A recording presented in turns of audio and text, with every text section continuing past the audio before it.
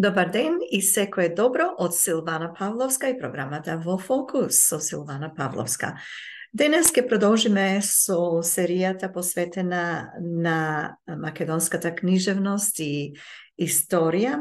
Се работи за делото на Димитар Митрев со наслов Пиринска Македонија.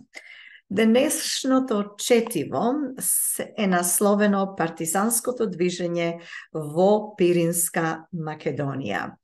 Да подсетам пред да продолжам со ова четиво дека на YouTube можете да ги следите предходните епизоди посветени на ова дело и јас тоа нешто ви го препорачувам, бидејќи ќе видите по датум кога е издадено, меѓутоа го следиме тој редослед кој што е всушност содржан во книгата на Димитар Митрев. А сега преминуваме на четивото. Искален во борбите за своето национално ослободување, македонскиот народ од Пиринска Македонија се најде во првите редови на антифашистичкиот отпор во Бугарија. Веднаш по нападот на Советскиот сојуз од страна на Хитлеровата Германија, започна подготовката за оружена борба против германските фашистички наемници. Не постоја никакви колебања и илузии околу потребата од оружена борба и од нејзино брзо започнување. Кај раководителите и функционерите на Бугарската комунистичка партија во Пиринска Македонија, уште во почетокот беше јасно искристализирано гледиштето дека преку масовна и оружена антифашистичка борба ќе се дојде до револуционерна и длабоко демократска промена на политичката ситуација во Бугарија. За таа промена, пак, пиринските македонци беа најнепосредно заинтересирани, првенствено поради својата сопствена ситуација на национална и социјално-економска обесправеност.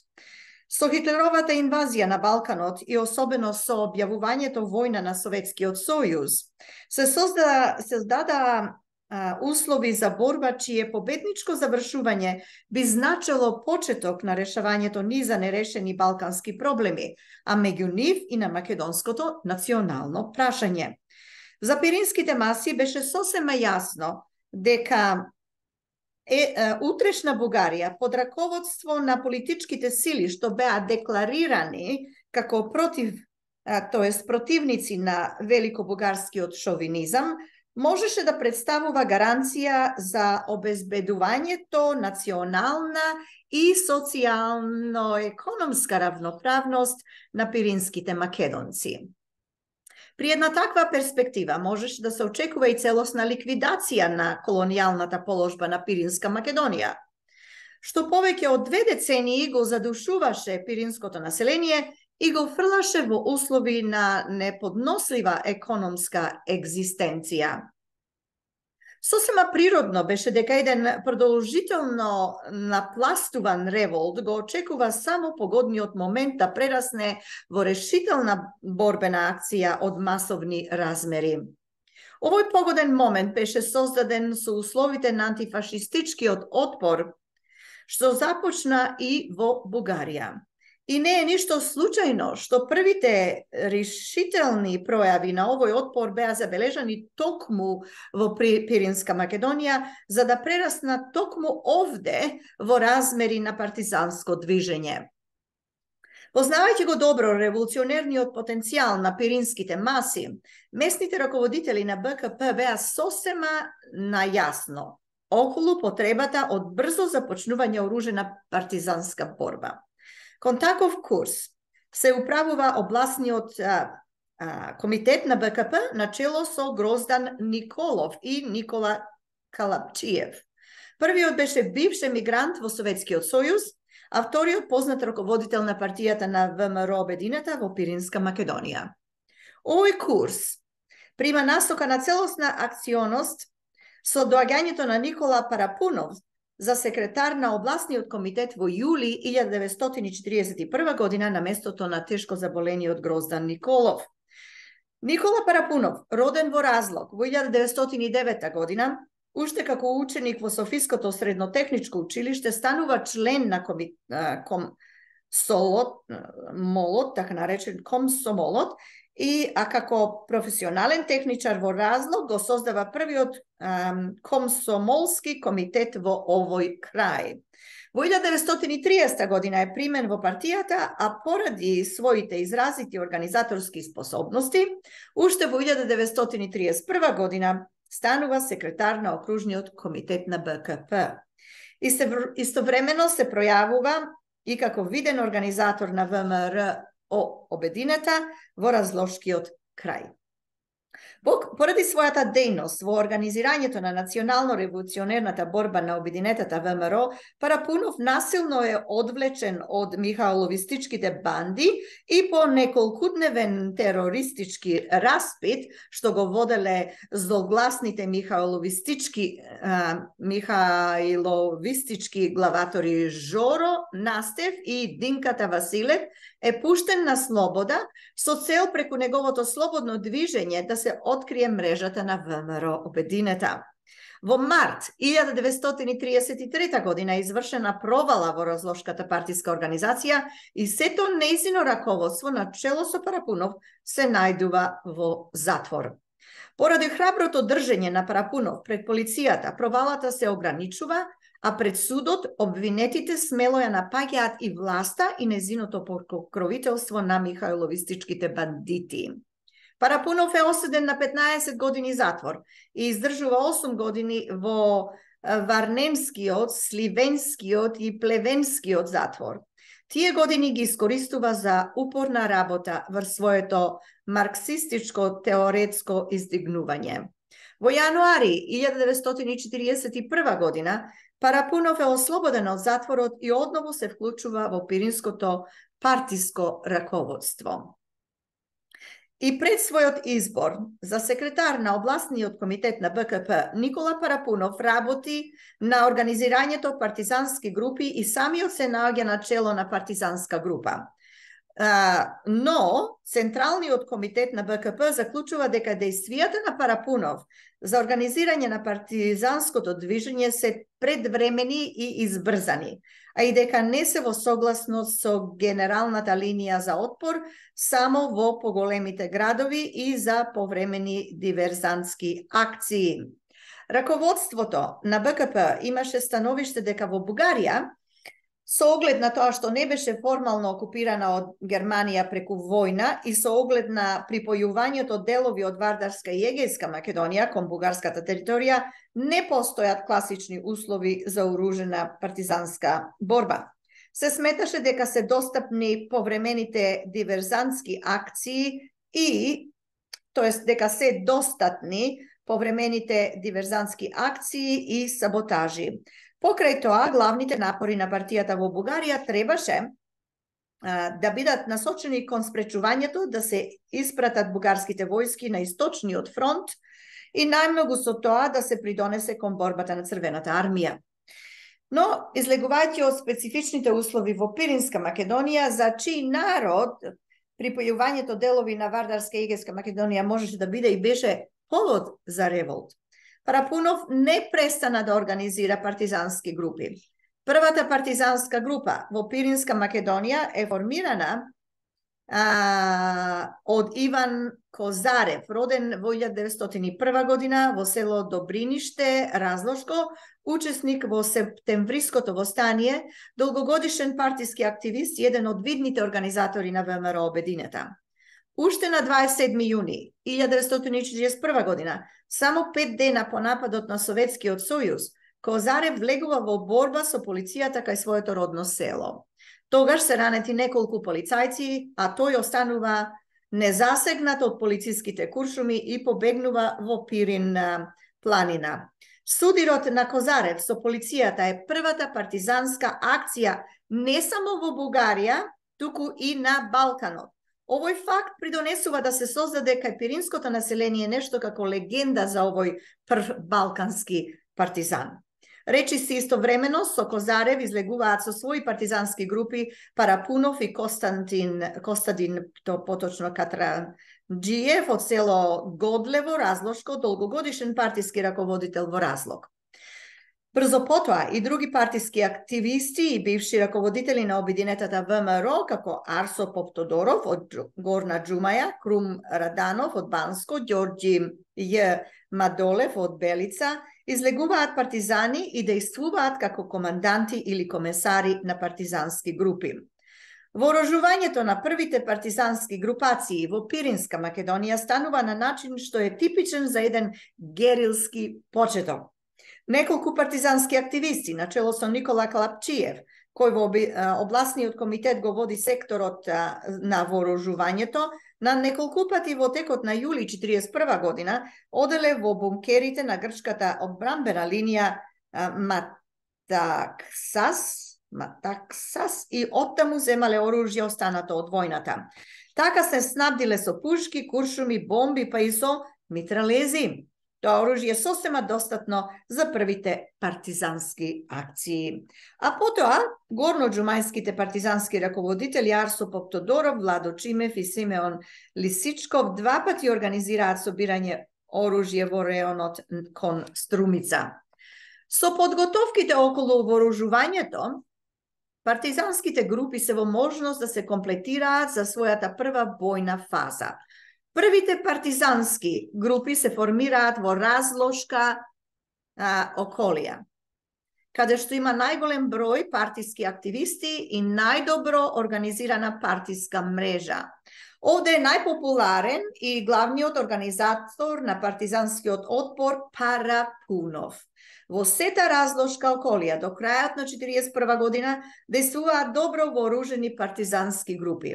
Tije vršat napadi na policijski i vojni punktovi, gi strelat najzloglasnite predavnici i orudija na policijata i među selansko to naselenije si sozdava široka mreža od pomagači. Vlasta i policijata se krajno voznemireni od sve počestite akcije na partizanskite grupi vo Razloško i se prinudeni da vovedat krajno represivni merki.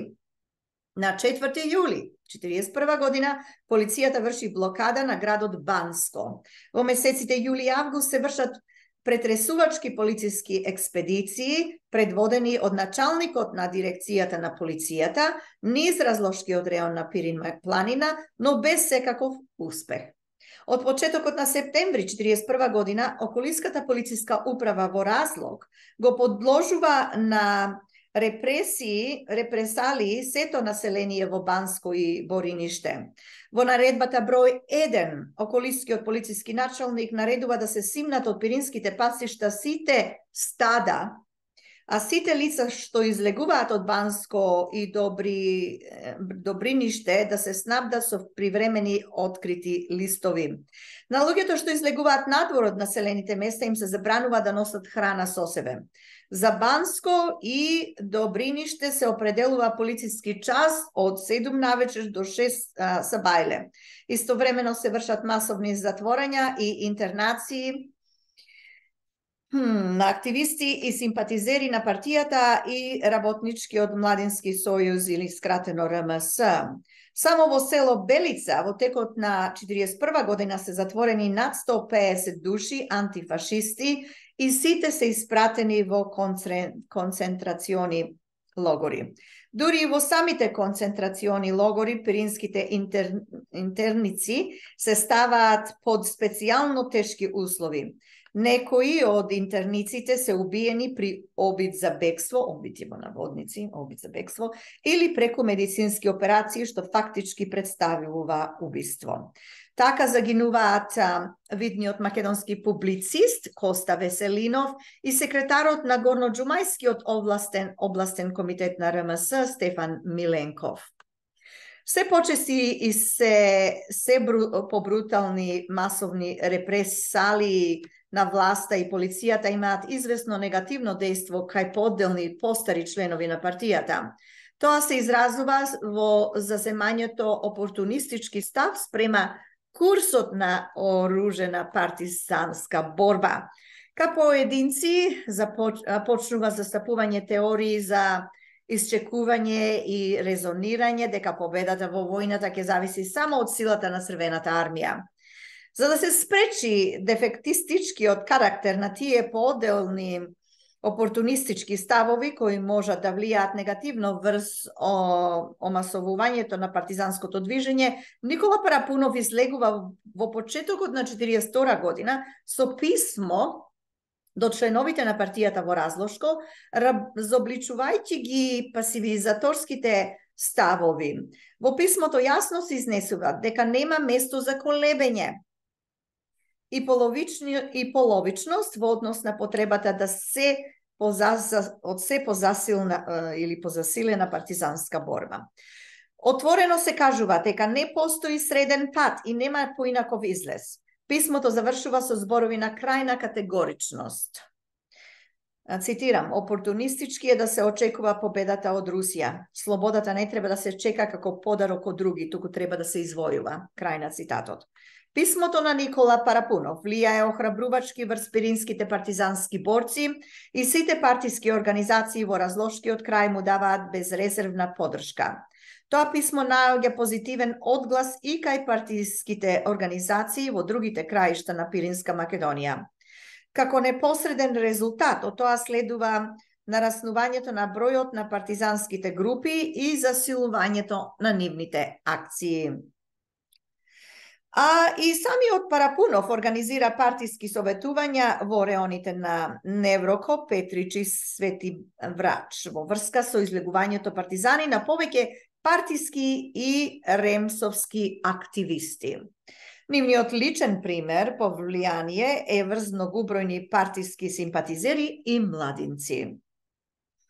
Во текот на 1941 година се засилува формирањето и дејствувањето на партизанските групи и во Горно-Џумајска, Неврокопска и Петричка околија.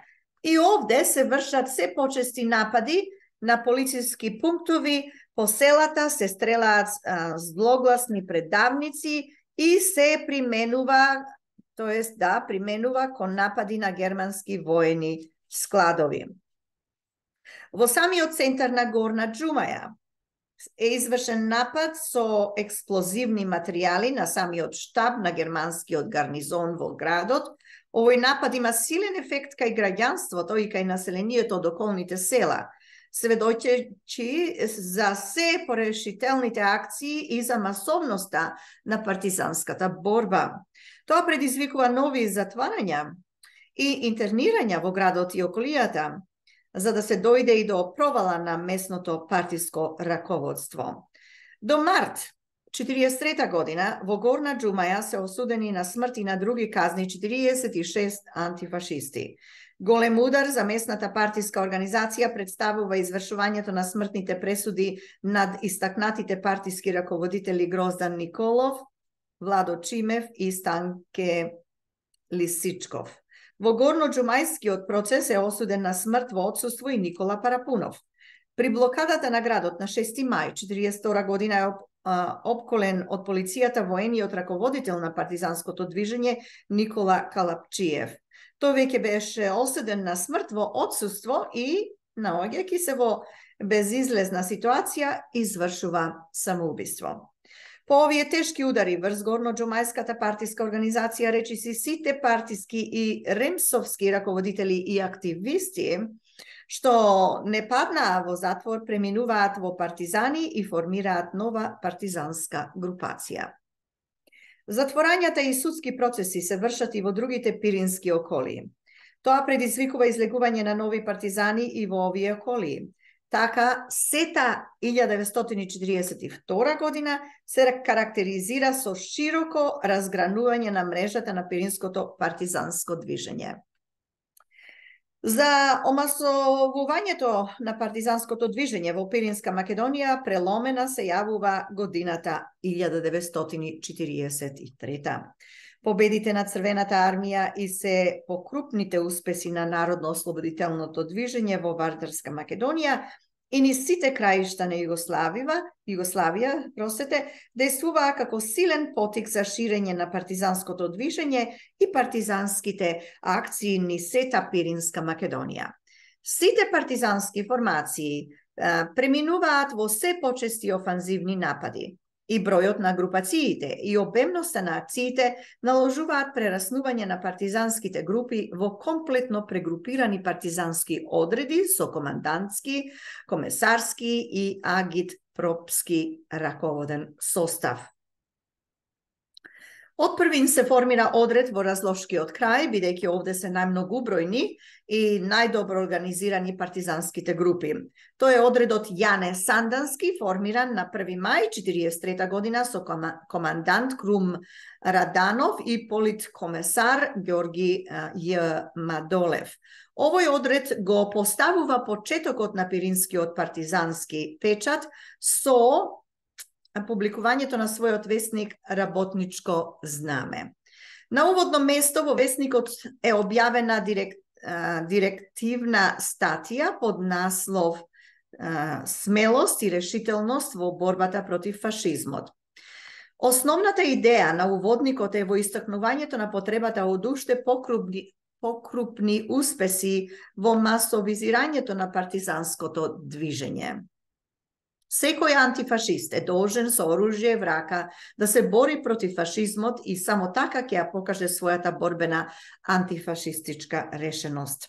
Времето наложува да се действува не со фрази и декларации, туку со конкретни борбени акции од партизански карактер.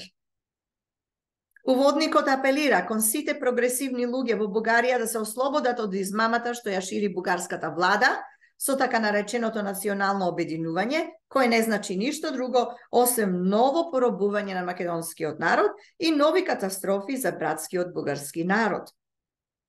Обидот владата да ја представи својата политика како ослободителна се заклучува во уводникот една јавна лага. Агитпропскиот одел на одредот Јане Сандански посветува посебни грижи во однос на национално-патриотското дејствување кај борците и населението. Политкомесарот Г. Мадолев одржува 2 предавања од областа на македонската национална историја. Првото на 4 мај 1943 година е посветено на годишнината од смртта на Гоце Делчев, а второто на 6 мај истата година е посветено на мајскиот манифест од 1924 година.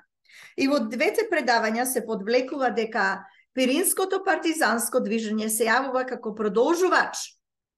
продолжувач на патриотските традиции на македонското национално ослободително движење од времето на Делчев и Сандански, дека тоа го следи нивниот безкомпромисен антиврховизам и се шири за остварување на прогресивните и длабоко родолюбиви принципи на македонската левица изразени во мајскиот манифест. Одредот ја засилува и својата оружена активност низ сиот Разлошки крај. Населението му дава безрезервна подршка и значително ги олеснува неговите напади. И уште во средината на мај 1943 година одредот се зголемува со многу нови партизани од Разлог и од сите села во околината, во таа околија. Во пролета и летото на 1943 година се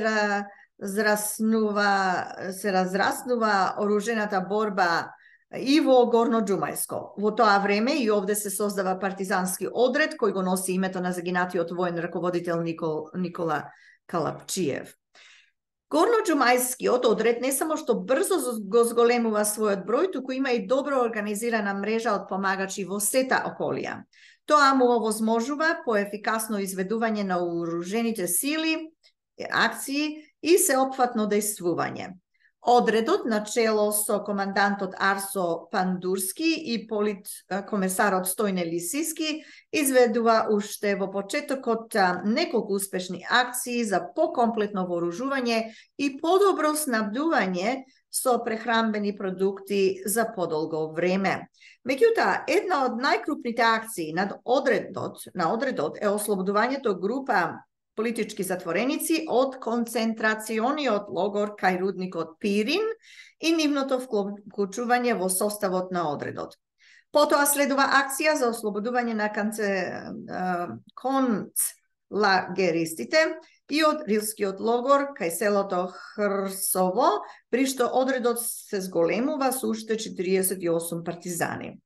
Со таа акција, изведена на 7 ноември 1943 година од Октомвриската револуција, тоест, со таа акција изведена 7 ноември 1943 година, горноџумајскиот одред ја одбележува годишнината од Октомвриската револуција. Пред новите партизани држи поздравен борбен говор Никола Парапунов, кој го истакнува огромното значење на изведената акција за омасовување на партизанското движење. Посебно се значајни акциите на горноџумајскиот партизански одред во реоните на Рила планина, бидејќи со тоа се подигнува борбениот дух и на бугарското население од овие места. Овој одред се почесто влегува и во координирани борбени акции со партизанските групации од југозападниот дел на Бугарија. Така се создаваат низа примери на борбено братство меѓу македонските партизани од Пиринска Македонија и бугарските партизани. Околу прераснувањето на партизанската група што действува низ Неврокопскиот крај во партизански одред, најактивно работи секретарот на околискиот комитет на РМС Анешти Узунов.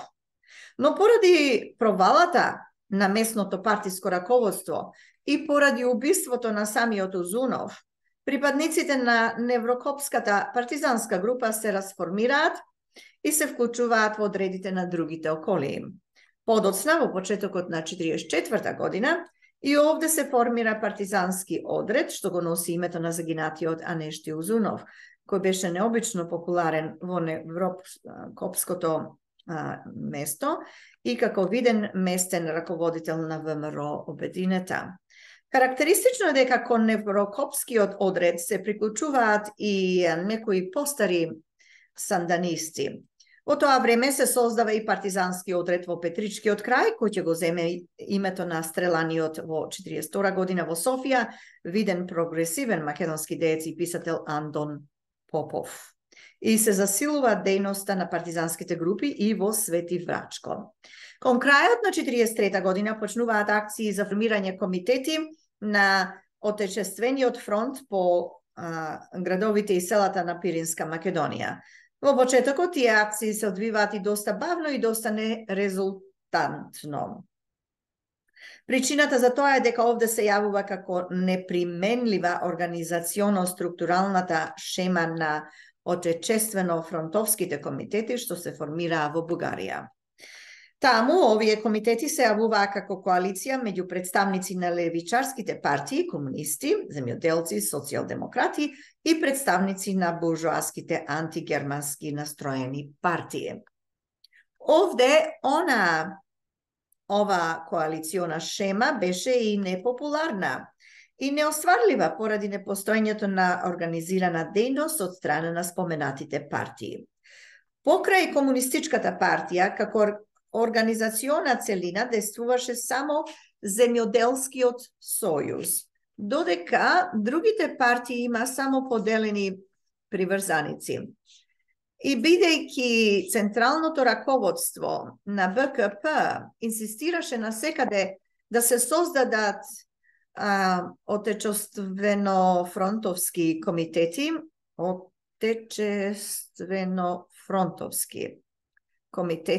Парапунов и во овој однос се сообразуваше со спецификата на местните услови. Парапунов организира низа советувања со активистите на партијата за поефикасно действување меѓу населението по линијата на Отечествениот фронт. Тој укажуваше на потребата од прибегнување до местните традиции. Во Пиринска Македонија Отечествено-фронтовските комитети треба да бидат слични на некогашните селски комитети, што ги формираше Сандански.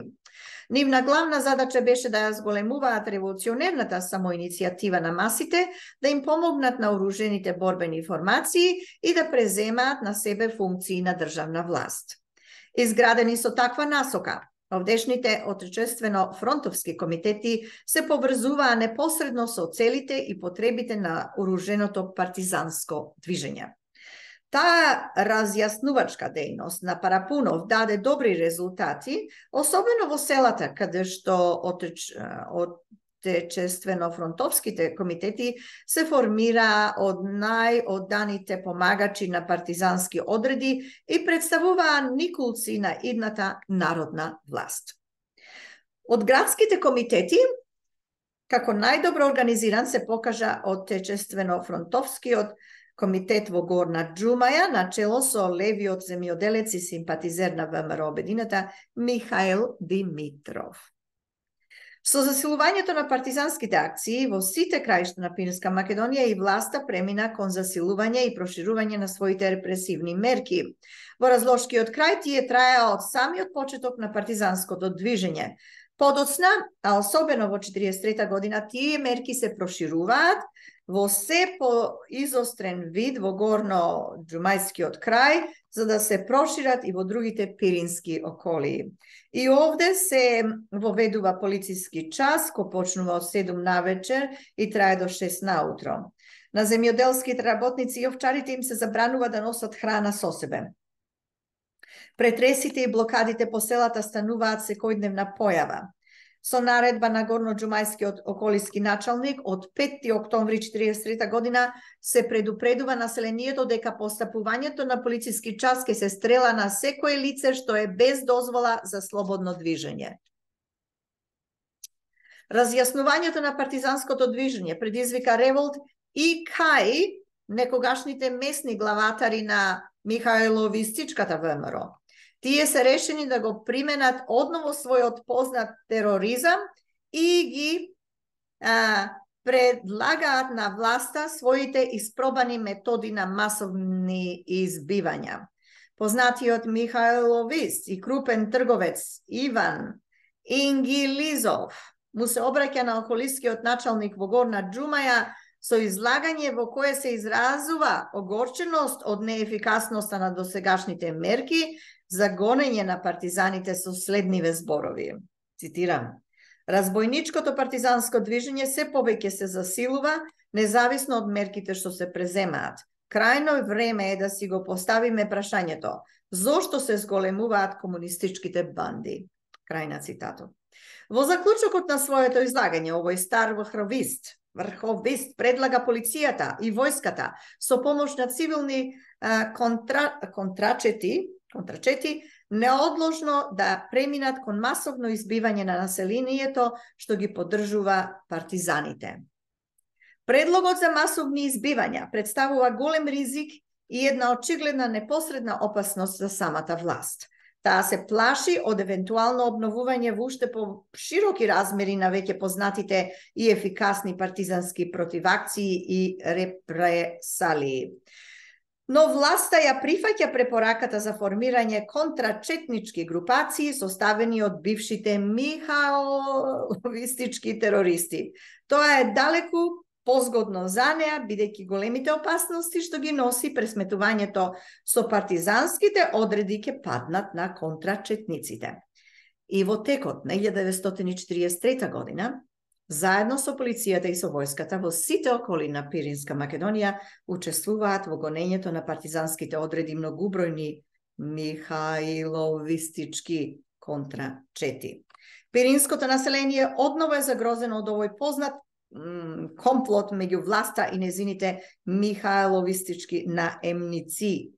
Но оживеаниот спомен за некогашниот злогласен михајловистички бандитизам е нов моќен импулс за се помасовна поддршка на партизанските одреди. На крајот од 1943 година Пиринското партизанско движење го снајде тежок удар. Убиен е неговиот главен раководител Никола Парапунов. Поради нова провала во горно-џумајската партиска организација во рацете на полицијата паѓа и самиот партиски секретар Панајот Крајков.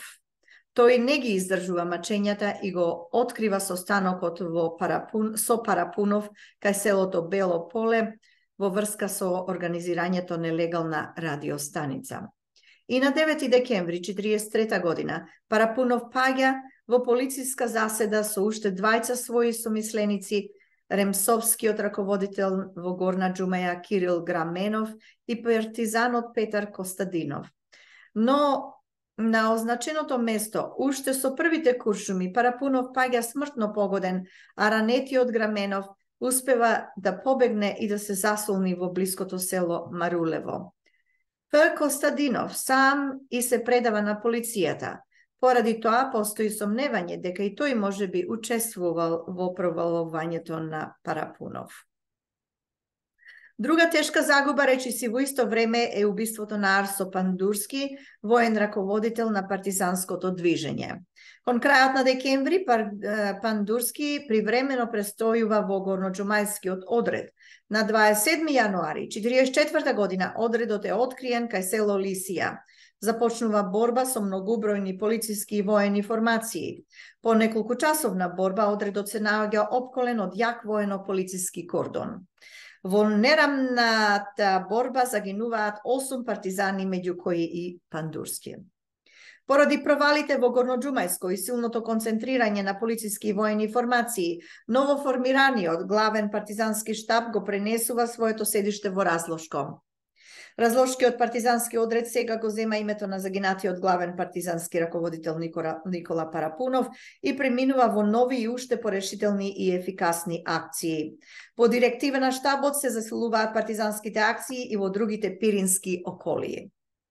Партизанските одреди вршат се почести самоиницијативни напади на полициски и гарнизонски пунктови во градовите и селата, ги напаѓаат општинските згради каде што ги горат даночните книги, го спречуваат реквирирањето на храната и добитокот, ги казнуваат со смрт органите на власта што претеруваат во своите функции и успеваат привремено да ослободат неколку села.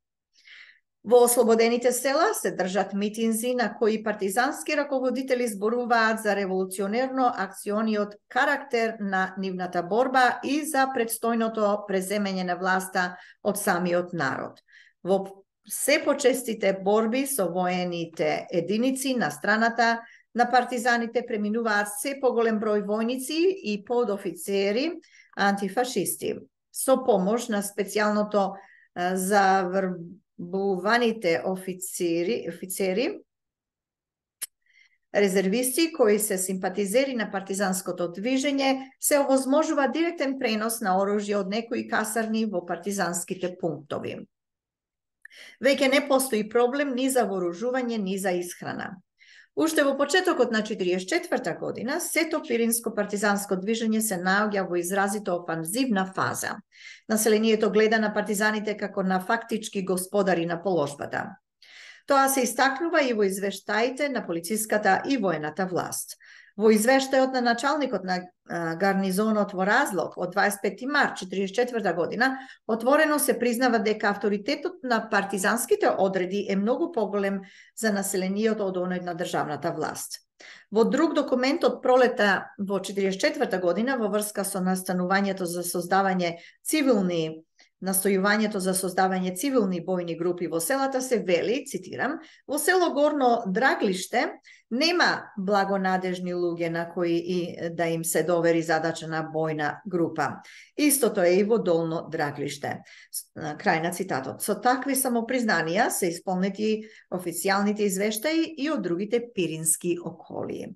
Во неможност да го спречи омасовувањето на партизанското движење во сета пиринска Македонија, власта прибегнува во пролетта на 1944 година кон ветување полна амнестија на сите партизани што доброволно ќе и се предадат. И бидејќи ветувањето не донесува резултати, власта го заплашува населението дека ќе бидат изгорени сите куќи чии фамилии имаат своји членови партизани. На овие заплашувања на власта, партизанскиот штаб излегува со контразаплашување дека истата судбина ќе ги снајде куќите и фамилиите на представниците на власта. И токму поради масовноста и офанзивноста на пиринското партизанско движење, овде беа сосема ретки појавите на запалување партизански куќи, што е типична појава во другите делови на територијата на Бугарија. Тоа е податок што зборува за феноменот на партизанската доминација која внесуваше респект и кај самата државна власт. Пасовниот и ефикасен развиток на пиринското партизанско движење го забрзува разјаснувањето на партизанските действија и во соседните југозападни делови на Бугарија.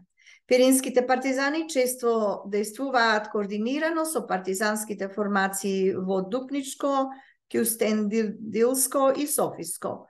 Горноџумајските и разлошките одреди преземаат неколку групни и резултатни акции во заедницата со одредот на Славчо Трнски.